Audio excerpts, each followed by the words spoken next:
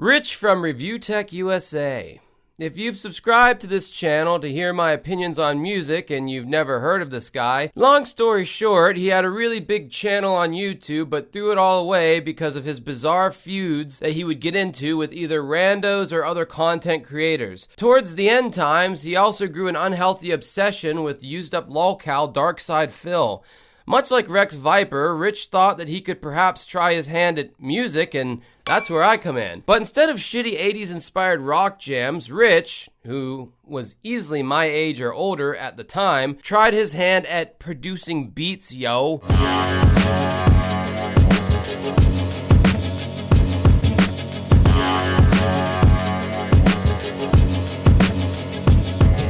He attempted a second act as a SoundCloud beat producer, and this was one of the few safety nets he had once he nuked his own channel back in 2024. One thing I can say about Rex Viper over ReviewTechUSA though, at least they brought their shit to fruition, as crappy as it may have been. Rich just toiled in a THC-induced brain fog while trying to remain relevant. Why is everyone else more sad than me?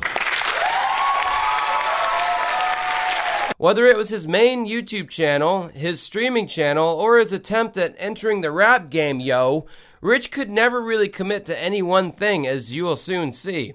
Stick around as we check out the stock rap beats and other curiosities of yet another YouTuber who thought they could easily transition into the music world. This is Dancing with Ghosts. You were so hungry for fucking power that you sucked any dick you needed to, right?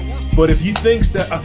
Pat, I'm sorry I didn't suck your dick before I criticized you. Would you like me to gargle your nuts next time, Pat? I could do that for you, you fragile fucking bitch. I feel so bad for you. You're such a lost soul. So, MNC, my friend, take this and shove it up your ass. I've never mentioned ReviewTechUSA on my channel, mainly because I really didn't have a reason to, and on top of that, he featured my Pat the NES Punk video on one of his live streams and even subscribed to my channel at the end. Except Pat the NES Punk videos, those are actually pretty fucking far from okay. They're quite bad. Ultimately, I like this. I'm going to sub to this guy. I like him. He's pretty brutal. Aww. But yeah, this dude had been around on the YouTube platform since the olden times. You might as well throw him up there on the wall of classic YouTubers such as AVGN and Pat the NES Punk. This dude grew a large following just sitting on his ass in his man space, well, I guess I'm doing the same thing, talking about gaming news. At first he did the typical early day YouTube tactic of showing gaming footage as he commented over it. Microsoft, you've tried from the inception of the Xbox brand to penetrate the Japanese market, and you failed to do it. You've hired, I remember back in the 360 days, you hired Japanese developers to develop games that would cater to the Japanese market. But eventually he revealed an on-screen persona that we could sink our teeth into. His giant man tits! Yeah, Rich has no qualms whatsoever about using his big, fat, soft body as the butt of most of his jokes. Hope you're enjoying my nipples. Oh, come on, I'm shirtless. This should be smoother. Really, you're stuck. Oh! Stop looking at my nipples. Stop it. In fact, Rich being shirtless, rubbing his pepperoni nipples, became an endearing hallmark of the channel, I think. I remember watching this dude's videos thinking, this guy has like over 1 million subscribers and all he is doing is giving his opinions about modern gaming news. The vibe felt like the dude just got done doing something more important on his computers in the background and then just swiveled his chair around to give you his opinion on video games. Even for the most basic of YouTubers, this would have been a sweet gig. How amazing would it be to just sit behind a desk and give your opinions with minimal editing or post-production while ad revenue flowed freely? Unfortunately, there is a shelf life to this kind of fat-style content, that's what I like to call it, where you just sit in a chair and talk about modern video gaming news. Eventually, you'll need a shtick or a gimmick to set you apart from other creators who are hungrier and will put more effort into delivering sleeker content. I think Rich saw the writing on the wall and pivoted to attacking a sketchy used retro video game site called DK Oldies. Rich rode this wave to the very hilt, with nearly every video being about how he bought something from DK Oldies that was not what was advertised, but even that river ran dry eventually. And then, like most other desperate YouTubers, Rich started hyper-focusing on DSP, otherwise known as Dark Side Phil. Safest thing to do with bacon grease. Oh yeah! Hot fucking potatoes. Oh yeah, look at that shit in my trash. Oh, that looks delightful, doesn't it? Basically, all you need to know about this guy is that he, maybe alongside Chris Chan, are one of the first lolcows on YouTube. It's such low-hanging fruit that it's not even worth mentioning. But Phil is a guy who sucks at video games, but to this day tries to make a respectable career on YouTube despite nobody taking him seriously. And he e-begs a lot, apparently. So after the milk ran dry on the DSP lolcow and screwing over his former editor, Rich decided to dedicate his life to exclusively streaming and producing music. The virtual death knell of any big YouTuber on their way out. You see, though Rich might have buttered his bread as this big-time gaming YouTuber, there was also a completely different side to the man. He was a music producer. But to look at this guy and think he actually sits behind a drum kit or even sings would be a misnomer. Oh no. Rich, you see, makes beats.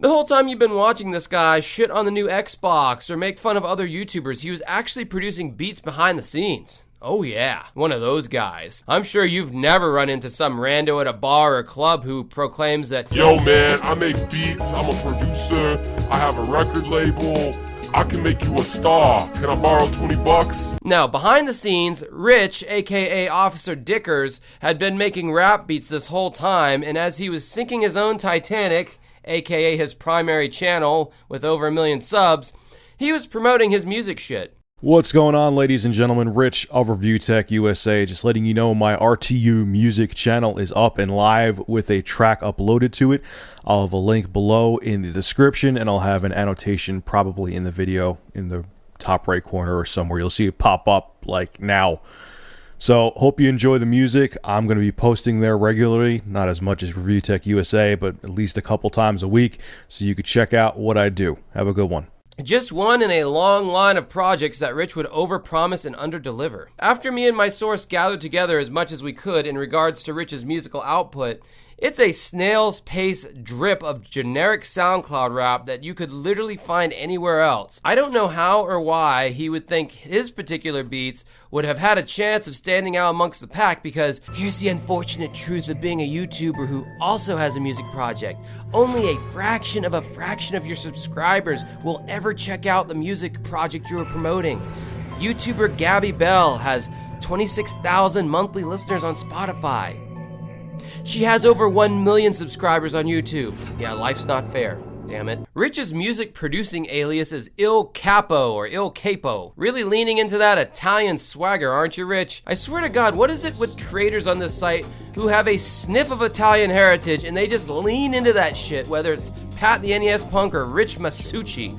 I have just as much Italian heritage as these motherfuckers, but I don't believe I've ever once mentioned it, but whatever, you do you, I guess. So Il Cappo has a whole ass YouTube and SoundCloud page full of a grand total of like 13 tracks.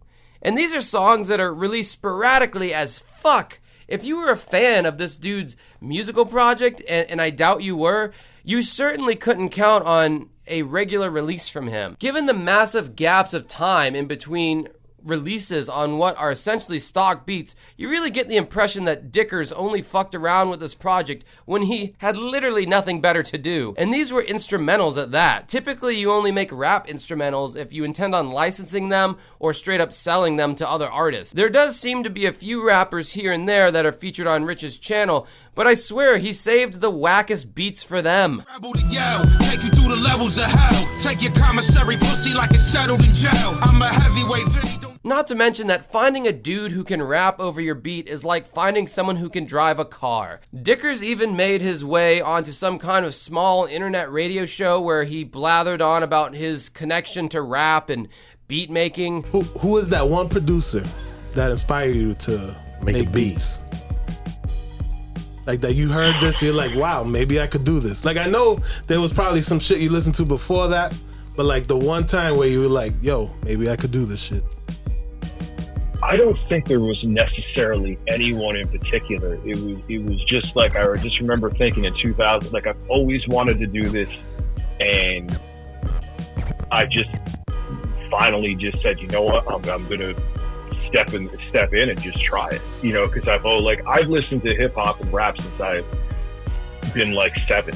I'm assuming these guys thought that Rich was a big get given his 1 million subscriber YouTube channel, which is why they suffered his cracker ass for a small portion of their show that he was on. At the end of the day, I would seemingly chalk this up to a guy just fucking around and having fun, but he honestly doesn't treat this project like he's just fucking around and having fun. We're kind of made to believe this is something he takes seriously and he puts a lot of time into. But when I find videos of you saying shit like this, then I may not do anything on the main channel for 2 weeks and work on something else. Then I may work on whatever, a bigger project. Then I may work on music, and then I may, open up an OnlyFans and have a dog lick peanut butter out of my ass. I would not actually have that happen. That was a joke. That would be weird. When you're throwing around terms like, I don't know, I may do this, I may do that, that just screams I don't have an actual plan and I don't feel like putting effort into anything, which is none more apparent than Rich's stock-ass sounding beats. It actually wouldn't even surprise me if most of his beats were comprised of samples and not actual compositions he made from scratch. Hi everybody, Rich of ReviewTechUSA here, and I like to produce occasionally, just a little bit sometimes, a rap record. It's a little hobby of mine, and I did a little something right now, and I was wondering if you guys want to hear it. Okay, thank you. Have a great day.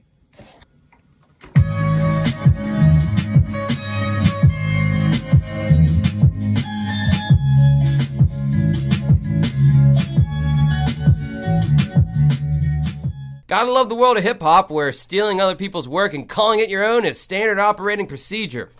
Anyway, I hope you enjoyed this video exploring the music of Officer Dickers, a man who has pretty solidly landed himself into the lolcow category. Will he ever revive ReviewTechUSA? I'm not sure anybody cares at this point. Until next time, have a good rest of your night.